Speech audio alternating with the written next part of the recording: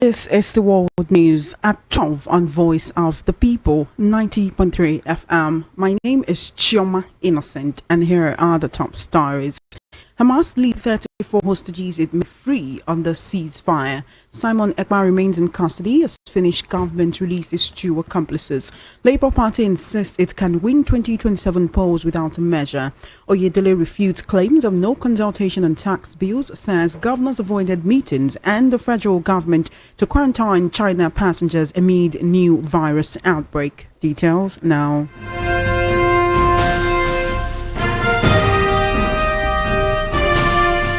Thank you for staying with us. The world news at 12 begins outside the shores of Nigeria, where senior Hamas officials have shared a list of 34 hostages that the Palestinian group says it is willing to release in the first stage of a potential ceasefire agreement with Israel. And among them are 10 women and 11 older male hostages aged between 50 and 85, as well as young children who Hamas previously said had been killed in an Israeli airstrike. Reports from the Hamas-run Gaza Health Ministry says Israeli airstrikes killed more than 100 people there at the weekend. Israel claims that the list of abductees published in the media was not passed on to its officials by Hamas, but was originally passed from Israel to intermediaries as early as July 2024.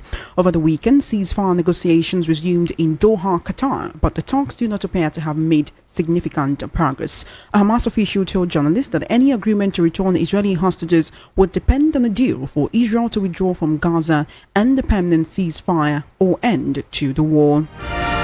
The fourth anniversary of the January 6th attack on the Capitol has a new focus as lawmakers brace for the prospect that President-elect more than 1,500 people charged with crimes for their actions related to the riot. Trump said he would issue pardons to rioters on day one of his presidency, which begins on January 20. His promise, made throughout his campaign for the White House, is shadowing events today as lawmakers gather to certify a presidential election for the first time since 2021, when Trump supporters breached the Capitol and temporarily halted the certification of an election Trump lost to Democrat Joe Biden. More than 1,250 people have pleaded guilty or been convicted after trials in connection with January 6, with more than 650 people receiving prison time ranging from a few days to 22 years.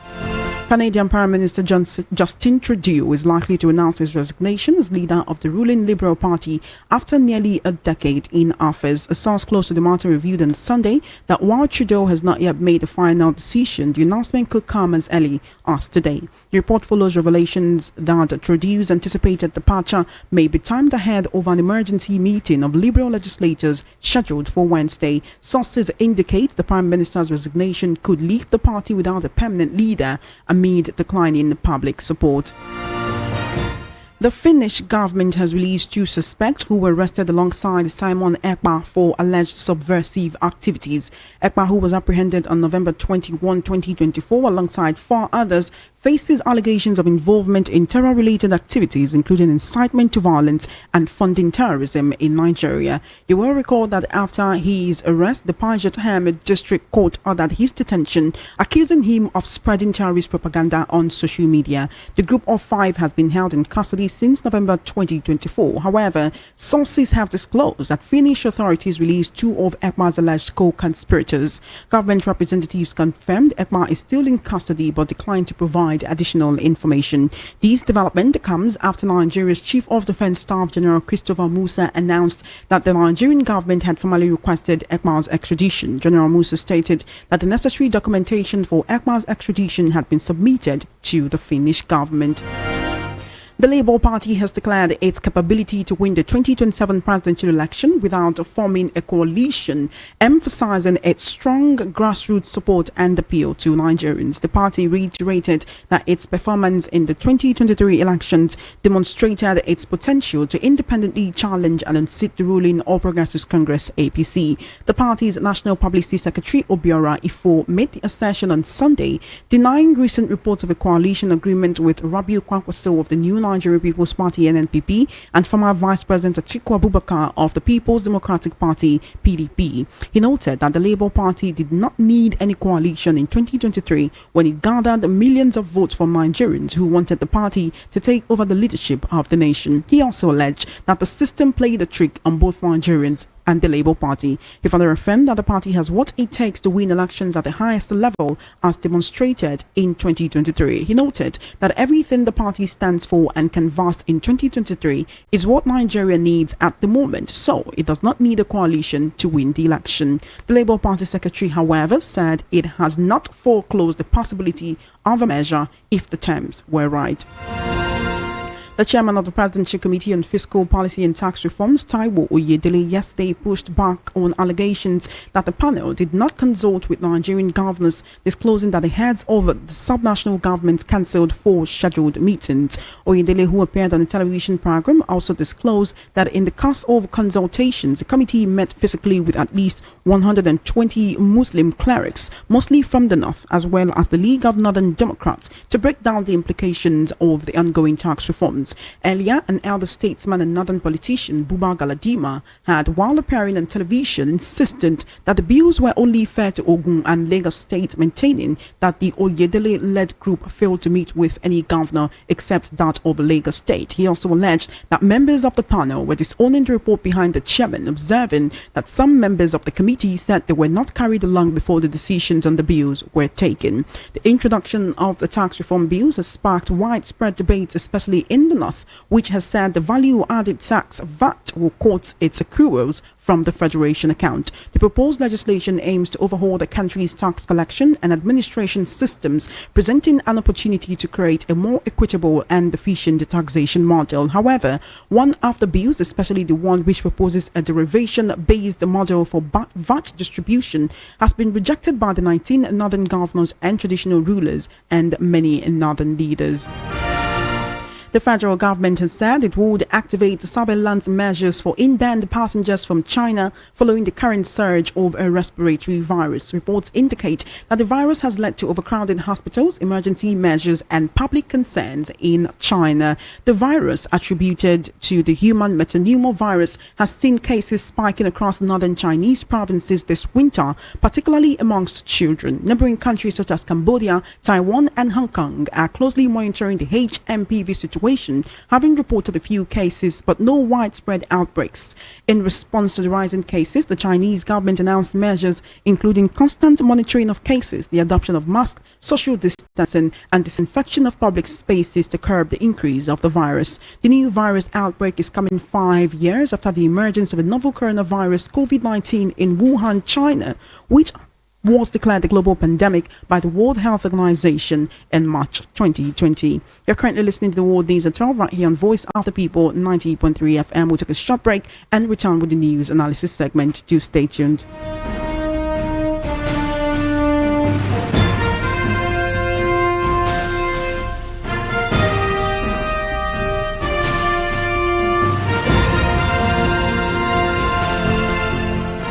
Welcome back. You're listening to the World News at 12 right here on Voice of the People 90.3 FM. We'll now head into the news analysis segment, and joining me to discuss issues on the World News at 12 this afternoon, I have Mr. Chukwuma Okoro. He's a revered journalist with many years of experience, as well as a political, social, and national affairs analyst. Welcome to the World News at 12, and thank you for joining me. Thanks to you, Choma. Thanks for having me. Happy New Year to you. It's been a while. Thank you so much. 2025. We hope it happens that way for Nigerians. I'd like to begin the news analysis segment on the international scene. It's January 6, 2025, reminiscent of that day in 2021 when certain people breached the peace of the Capitol while lawmakers were together to certify the presidential election won by Biden that time. And you know what happened? How it was a lot of destruction that took place. Certain people were imprisoned during the course of his campaign. Donald Trump has said that he would pardon those people possibly on even day one of his emergence as president, which is supposed to take place on January 20. You know, he's getting into the White House for the second time in January 2025. And the question is, with such an event which did not only breach the peace of the Capitol is seen as one of the strongholds of American democracy, a democracy which many other countries always want to try to emulate and use as a good example. Is this really what should be happening? Should he be pardoning people who have been described as carrying out acts of terrorism on the Capitol, even though they were doing it at his behest? Oh, well, Chama, I can talk about insurrection. I will not talk about terrorism, because that is what you have likened that incident to. It's not an act of terrorism. It could be said to be insurrection, and you have to position it within the prerogative of mercy, which the Constitution of the United States of America grants the president. So if Trump is saying that he's going to grant those people pardon, well, it's within his powers to do that. At last count, I think Joe Biden has also used that prerogative of mercy to grant people pardon, including his son. Before leaving office. Before leaving office. So, and that is not the first time. Trump wouldn't be the first person to do it. But I understand the angle that you are coming from, whether it speaks, what it speaks to about democracy. I think some of us also believe that democracy is overrated. Depending on the form of democracy that you are talking about. Let me now bring it back to Nigeria here. You have a situation where we have a democratically elected president, and in the person of President Bola Ahmed Tinubu, he is the president on the account that our own type of democracy, our own type of representative democracy is first past the post. But if you put together the votes of the Labour Party and the PDP, you see that more people voted for those other two people than the current president. So democracy clearly has that issue. And a lot of people have also said, is it not better, that we do what we call proportional representation, like it's done in some parliamentary system of government, where people are represented based on the proportionality of the number of votes garnered across board. Now, let me come back to the issue of what is going on in the United States. You also know that Donald Trump had tried to, bulldoze his way out of the sentencing because he was found guilty of how many about 34 counts of paying hush money to another film star. Exactly. In 2006. Exactly. That's Stormy Daniels. Yes. And at the point, his lawyer Cohen had to go in for it. But the judge says, no, there is no immunity for president-elect. You are not yet but the president. judge is also saying that there is a possibility of an unconditional release and the sentencing that's supposed to take place on January 10 because he's supposed to be inaugurated on January 20. The judge as well has said that, look, there is not going to serve the punishment. He's not going to serve a term. If he doesn't serve the punishment, then it's on record. It's on record that he's been convicted, yes, even though he doesn't serve any punishment. And sentenced. So he will go down in history as the first American president, probably, to become a president, even while being a convicted felon. All right. When you look at it, the case of the hush money payment, the case he has with abortion ban in many states, the case with the insurrection at the Capitol, if all of this could not stop him from winning the presidency, from winning that election against Kamala Harris, there is no threat that Kamala Harris will be doing the same today, bringing people to the Capitol to disrupt the peace while lawmakers were sitting together to certify his election as president, right? So there is no threat to that. What kind of presidency would it be this time around? He's been making certain appointments even before his inauguration. He's appointed Elon Musk to be part of the Department of Government Efficiency. At this point, many Americans are complaining that even Elon Musk seems to be doing too much. Chama, the president who will be is the president Americans want him to be. They know very well, they know his history, they know his character, they know his pedigree, they know his antecedents, yet they decided to vote for him to be their president. You see, the point of it is that there's a very clear distinction between law and morality. If you are talking about paying hush money, paying money to Stormy Daniels and all of those people about the insurrection, these are points of morality, if you ask me. But the law also states clearly, But let us even wait to hear the sentencing, what the judge sentences into. Even at that, it will still be an issue of morality. There's a clear, very, very clear distinction between morality and the law, and that is what is playing out now. And it goes back to speak about what democracy actually is. A lot of people have problems with democracy, but unfortunately, that is the best form of government that humankind has seen over time. Whether it is authoritarian democracy, whether it is mild democracy, or the form practiced by in Germany, the form practiced in Singapore by Lee Kuan Yew and all of those people. The thing about democracy is that it speaks about the people. It speaks about the people having the power, to elect and re-elect. People elect you into office. The same people also have the power to say, no, we don't want you anymore. So election is a critical component of democracy. So whether Kamala Harris is going to do that or not, nobody knows. She's not even contested the election. Trump. She did not contest the election like Trump did. But then what about the people who died during that case? Would they not be getting any justice if Trump will be coming and then pardoning people on the first day? Choma, exactly the point I talked about morality and law. All right. It speaks to what the jurisprudence is all about in the United States of America and how that strengthens their democracy. But I think we should also be learning a lot of things from those people. All right. Let's bring it back home right now on the news analysis segment of the World News at 12. The Finnish government has released that two suspects who were arrested alongside Simon Ekpa for alleged subversive and the financing of terrorism in the southeast region of Nigeria. Do you recall that about 4 people were arrested alongside Simon Ekpa on charges of funding terrorism in the southeast region? Right now, 2 of those people have been released, but Simon Ekpa remains in custody. It's not the first time he's been arrested in Finland. He was arrested in February of 2023. That was a few days before the presidential and national assembly elections. He was arrested in Finland, where he resides, after threatening that elections will not be held in the southeast and also pushing for monthly seats at homes, which he even wanted to be extended. Is this what we're seeing at this time, or are the Finland authorities more serious, especially since he spent Christmas and New Year in detention? Oh, well, Shoma, if you say we are coming back home, I will tell you that we simply moved from US to Europe. Finland is not Nigeria. Simon Ekpa isn't in Nigeria. Yeah, we're bringing it back to the home front. We are not home. We are in Finland because the said crime was committed in Finland, right? But in Finland, but affecting people in Nigeria. In Nigeria, beautiful. The same way that what Trump is doing is affecting people all over the world. So I would rather say that we are still in Europe. Let's stay with Europe. Now, talking about that, what I see is that, look, the law is... The law is in play here, What is playing out tells you that the Finnish government is very thorough in their investigation. For them to have let 2 people go, 5 of them were arrested, they have let 2 people go.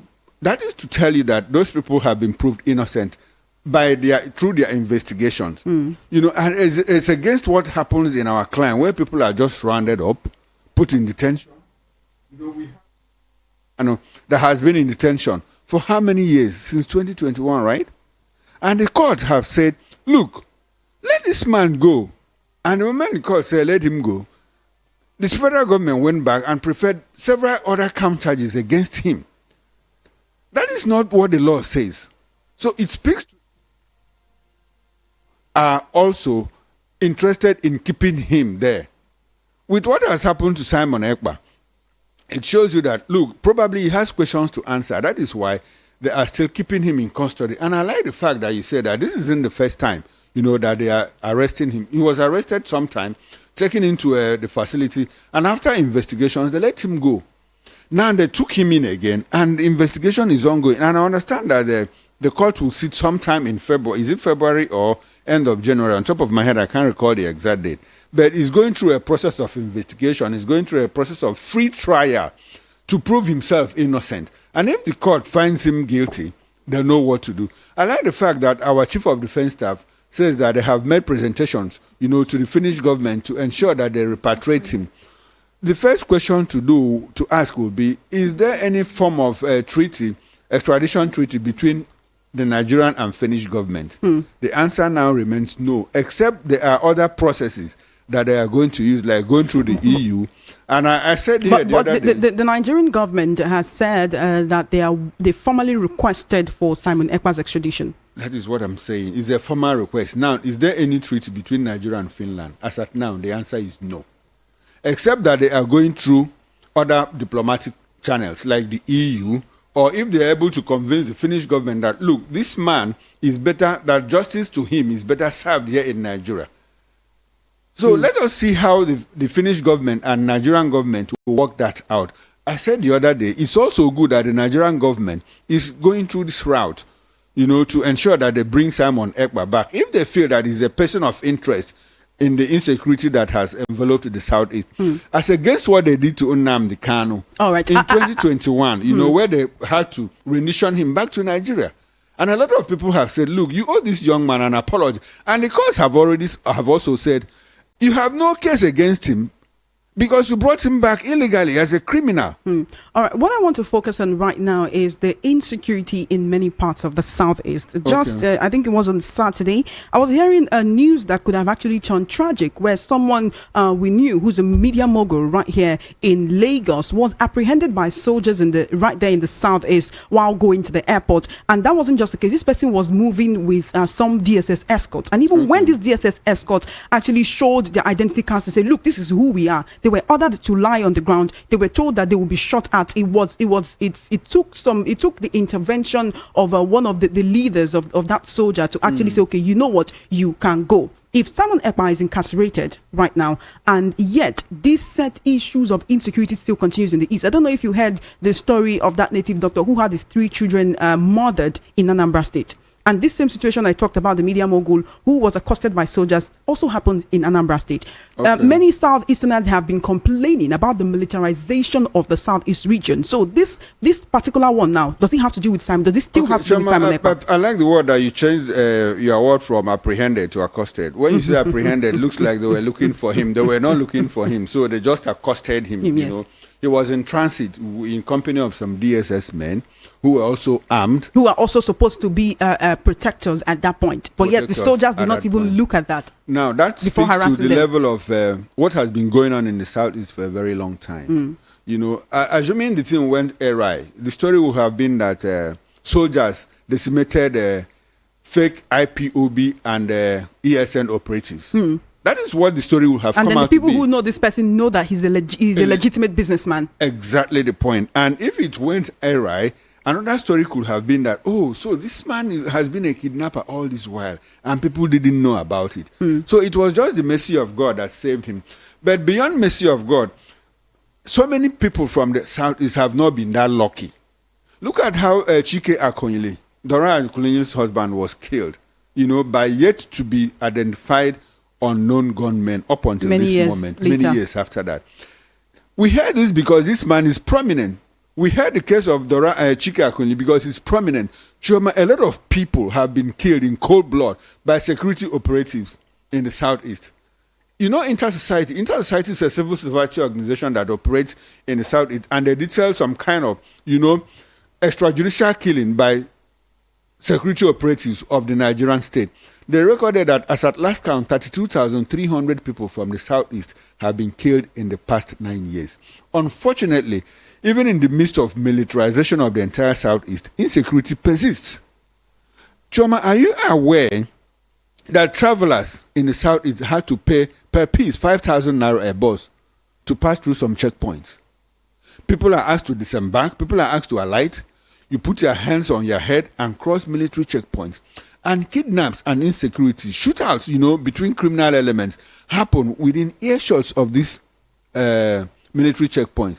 At last count, there are about 94 of them from one end of the southeast to the other. Yet, insecurity persists in the southeast. So you begin to interrogate the role of the federal government, the role of the state government, the role of security agencies in fighting insecurity in the southeast. So people are at loss, you know, at a loss as to what is really the issue. Is it that the government is not doing enough? Is it that the government is saying, look, we are not the ones behind this insecurity. We don't kill anybody. We are mere agitators. We only wave our flags. Does that mean that this is actually absolving IPOB when they say that they are not responsible for this? IPOB has already absorbed itself. It's not me absorbing them. They have absorbed themselves. You know, and they say we are not the ones that are enforcing sit at home in the southeast. And look at since Simon Ekpa was arrested, looks like there has been some kind of tour. Of people have. Are you talking about the one being perpetrated by unknown now? On the whole, there's been a tour. So which means there is a link between Simon Ekpa and insecurity in the southeast region? It is difficult for us to decide whether it's because of the Yuletide, because we also know that during the Yuletide there seems to be a decrease in the number of cases of insecurity and all of that. These things happen almost, you know, when people have gone back, you know, during non-festive periods. So it's difficult for us. So if the thing persists between now, January, February, March, April, and the tour continues, we now decide, okay, probably it's because some people are not giving orders, some people are not taking orders, and all of that. But what we need to interrogate Simon Ekpa cannot be in prison in Finland and be having communication with anyone to continue this chaos and mayhem in the southeast. Choma, that is why I'm saying that we need to allow this thing to, if it persists over time, we now can begin to interrogate where this tour is coming from, whether it is because it's in detention, whether it's because IOP has clearly said, look, we are not behind it, or whether the security forces are on top of their jobs. For now, it is difficult for anyone to say. This is the main reason. You know, you cannot use what we call I'm on top of my, that is a single story. You cannot say this is the sole reason, you know, why this thing, the tension has reduced in the southeast. This one that happened, it's like a one-off. And the one that you talked about, the traditional, yeah, the native doctor you know, whose children were murdered. Choma, we used to hear these things quite frequently, but now they are few and far between, we must admit, in the southeast. They have not clearly gone away, but I mean, there seems to be an improvement in security there. The only insecurity we have in the southeast now is the one perpetrated by soldiers who man roadblocks, police officers, security people who man roadblocks and extort people. It's more like a thriving industry in the southeast. That is what should be our main concern now. What should be our main concern is the fact that insecurity is reducing. But as much as you say that insecurity is reducing, we still have this pockets of killings I like the happening. word pockets. I also use the word pockets, you know, and it's not only in the south, it's everywhere across the country. Does that mean we should condone it in the southeast because it's happening everywhere? Nobody is condoning it. But how, if you, okay, ask your governors to fight it, ask the federal government to fight it. That's what we have been doing all this while. But we have to state that, look, there's a reduction. And whatever brought about that reduction should be encouraged. So we're moving away from blaming Simon Ekpa and his people for whatever is happening in the southeast to asking the federal government to curb again, it I because tell of you the that soldiers. it is difficult at this point in time for anybody to tell you the sole factor that is responsible for that tour. So let us wait for like 1, 2, 3 months. If it continues in that direction of going down, we could while we're waiting for that 1, 2, 3 months, what can actually be done to ensure that this is sustained? If Simon Ekpa is extradited to Nigeria, like the federal government has been pushing for, would it exacerbate or reduce much more that issue of insecurity in the southeast? When Nnamdi Kanu was brought back to Nigeria, what happened? Did they reduce? So is there any guarantee that if you bring back Simon Ekpa, that is going to reduce? All right, then let's move forward in the conversation. Our time is fast spent and we need to go. But I need to speak for 1 minute on the Labour Party insisting that it can win the 2027 elections without a measure. But it's still open to a measure, but with or without a measure, it can win 2027 elections and replicate its success in the 2023 elections. What it has called its success in 2023 elections and how they were able to galvanize Nigerians to vote for the party. Okay, Choma, in one word, it's not that Labour Party claim. They actually met successes, you know, during the 2023 general election. For Labour Party to have won APC in Lagos State is very telling and it's quite revealing of the capacity of Labour Party, of the capacity of the obedient movement. So what if they say that they are going to reenact that in 2027? I think nobody should be in doubt of what they can do. Despite the issues that have been going on, the inter-party conflicts between Julius Abure... Is there a conflict in the Labour Party? There's a caretaker committee that Julius Abure clearly does not... headed by Nenadi Usman. Constituted by who? Constituted by the approved panel. By which court? The court has come out to say Julius Abure is the chairman of the party. Chairman of the party. And since then, have you heard Nenadi Usman come out to say, I had a caretaker committee? Nothing of that sort. So there is no crisis in the Labour Party, if you ask me. Anybody that thinks there's a crisis in the Labour Party is just a figment of that person's imagination. All right, then we have to go. Thank you so much, Mr. Chukwuma Okoro, for joining me on the World News at 12. Our time is fast spent. Thank you. Thanks for having me, Choma. Thank you so much for coming. You have been listening to the World News at 12 right here on Voice of the People, 90.3 FM. Just before we wrap up, we'll take a look at the top stories again. You heard that Hamas has listed 34 hostages it may free on the ceasefire. Simon Ekpa remains in custody as Finnish government releases 2 accomplices. Labour Party insists it can win 2027 elections without a measure, and Oyedele refutes claims of no consultation on tax bills, says governors avoided meetings and the federal government to quarantine China passengers amid new virus outbreak. And that is a wrap on the World News at 12. My name is Chioma Innocent. Please follow our social media handles at VOP903FM. For coverage of your live event and brand news mentioned in our news bulletins, do send a mail to news@